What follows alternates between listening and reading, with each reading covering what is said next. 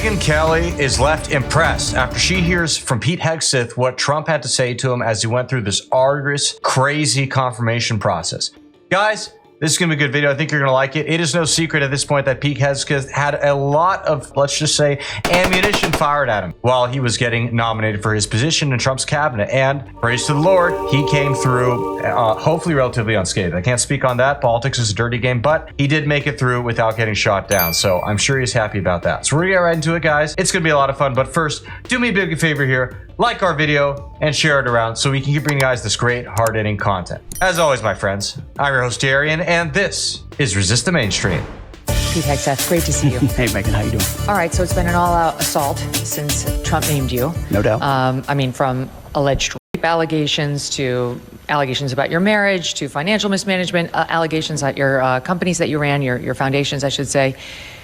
How's it going with Trump right now? Is he so far standing by you, and have you spoken to him? I spoke to him this morning, Megyn. I mean, he's amazing. He's a fighter. He's been through this himself, and he told me the last thing he said to me, well, two things he said to me when I left his office when he chose me was, well, besides what he said about being a warfighter, we can get into that, was you're going to need to be tough as shit. You're going to need to be tough as shit. But he paused again as I was walking away and said, but you're the man for this moment. I chose you because you're the guy that's going to put the war fighters first. We haven't had that. We need a guy that's kicked down doors and understands the consequences of war and why us deterring war, fighting it, and winning it is important to him. He gets it. And we can get into the policy of all of that. But ultimately, he reiterated the same thing this morning. Hey, Pete, I got your back. It's a fight. They're coming after you. Get after it. I think he'll be delighted that we're talking today. Yeah. And we're going to do more talking. I'm not surprised at all, personally, that Donald Trump backed Pete Hegseth despite all this craziness that was being hoisted at him. Let's not forget, Donald Trump himself has been a victim to this kind of, let's just say, completely fake and obviously made up sexual assault allegation. Okay, and I haven't looked into all of Pete Hegseth stuff, so, don't quote me on this, but this stuff is usually just made up and totally fictitious whenever it happens, and you can think about it through simple logic. Why is it that if this was such a big deal, this thing that happened that was so bad, why does a woman wait, 30 years or whatever it might be to go come forward about it? Basically, once the man is up for some kind of big promotion or nomination or kind of recognition, then suddenly, oh, he did this horrible thing many years ago. It's so bad. You got to can him now. Really?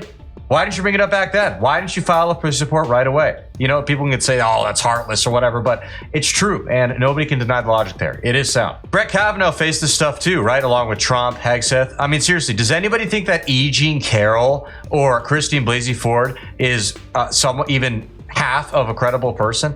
Like, honestly, they're just ridiculous people. They're obviously crazy when you see their testimonies and how they talk and how they act. Something is clearly wrong with them. And I don't say that to be uncharitable or anything. They're like, no, they actually just need help. All right. Something is deeply wrong. They are crazy. Much like Hegseth, Trump stood all the way with Brett Kavanaugh back when he was nominated for Supreme Court Justice. And look at how ridiculous that was. That was clearly just all fake and made up. And thank God Trump stuck by them and stuck to his guns.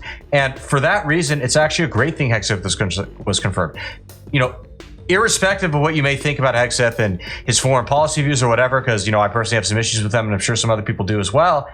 At the end of the day, he should not be getting his nomination tanked because of some stupid allegations. It is that simple. Because for so long, what was said about me, what has been said about me, it was so ridiculous and all anonymous that we didn't want to give it oxygen. You don't want to respond to things that don't merit response.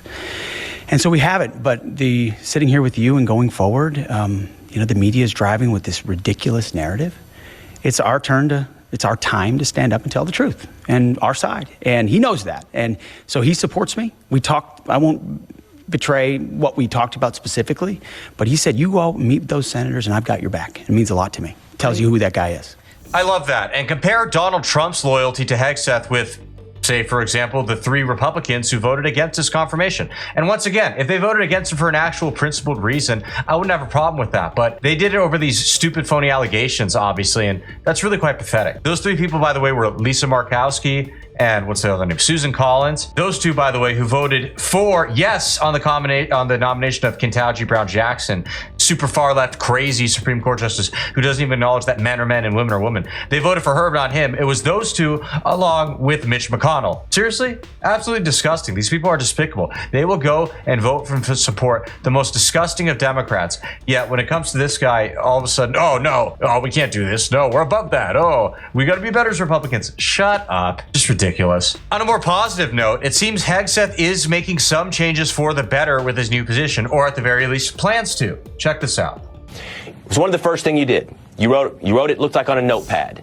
DOD does not equal DEI. What's being done right now to cut out DEI in the military? Well, President Trump put out the executive order on it. We've got our directive coming out today. It might even be out already. And I think President Trump said it perfect in his inaugural address, which is what we're reinforcing in our directive as well. DOD will be colorblind and merit-based. Colorblind as it has been and merit-based as it should be, because as you know better than anybody, DEI sends the opposite signals. It's picking winners and losers. It's pitting people against each other based on their color, their background, or their gender. The Defense Department is in the business of fighting and winning wars, the highest of possible stakes. We want the best people, regardless of backgrounds, competing for those positions, ready to fight, accountable to their senior leaders. DEI does not do that. Not only does it not do it, it undermines it. So everyone's going to be treated equally based on merit, and we're making sure across the Army and the Navy and the Marine Corps and the Space Force, that's happening. There's no hedging here, Will. We're not joking around. There's no changing of names or softly manipulating something. DEI is gone. We're ripping it out root and branch, and we're getting back to the basics with high standards.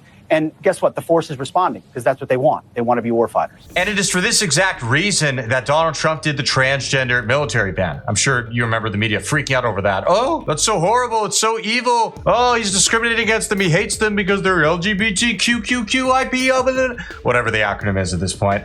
No, actually, that's not the case. It's because you need to have, as Hegseth pointed out, a very armed and ready to defend military. Okay, it is that simple, and you can't have these distractions getting away with it. If you want to look at the example of transgender people, for instance, they have a suicidality rate of just about 50%. You want that kind of person in the front lines of combat? All right, I think it speaks for itself. Now, as for what Hegseth said, I appreciate his whole point about the colorblind stuff and not doing it by skin color. Yes, for sure. Also, there's something that I think he kind of neglected to add and cover there. Sex matters too. Okay, at the end of the day, you cannot have women in combat roles. And for some reason, that was common sense, just about 2 seconds ago, but now it's not, and you're sexist or something if you say that, point that out. No, once again, the most able-bodied people, both physically and mentally, have to be ready. And this, generally speaking, is men. Now, what I will say is if a woman can pass the same standards that a man can pass, sure, she can go ahead and serve in the combat role. Something makes me think that won't happen, though, because the military has quite literally lowered the standards for women in order to include them in these roles. So, all important things to know. Hegseth also has been going after former General Mark Milley. We love that guy, right? Remember him? The dude who complained about white rage, said we need to watch out for that. All the white people are out of control. These people are so self-hating. It's incredible. Check this out. I want to ask you about General Mark Milley. His photo, his portrait was taken down at the Pentagon.